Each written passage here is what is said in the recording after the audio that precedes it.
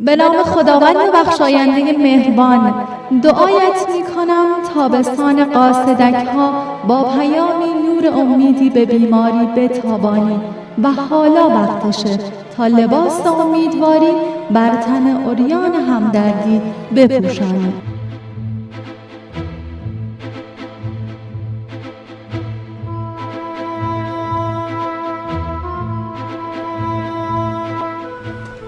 یا علی گفتیم و عشق آغاز شد.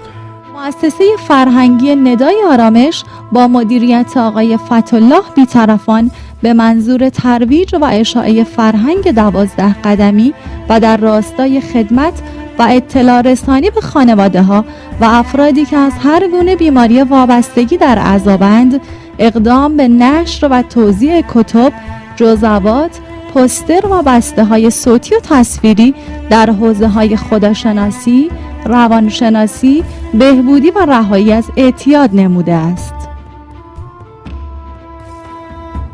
این مؤسسه جهت ارتقاء سطح دانش و آگاهی خانواده‌ها، مشاوره خانواده را بخش جدا ناشدنی فعالیت‌های خود قرار داده است. مشاوره تلفنی و حضوری به معتادان در حال مصرف، ارجاع به کانون‌های ترک اعتیاد و جلسات بهبودی از دیگر فعالیت‌های این مجموعه میباشد.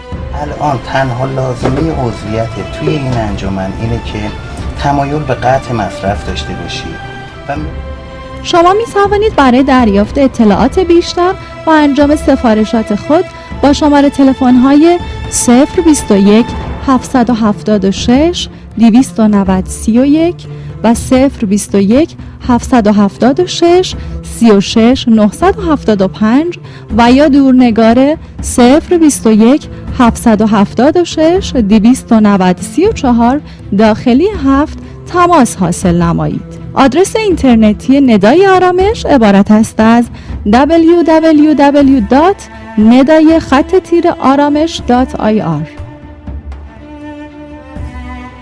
ندای آرامش.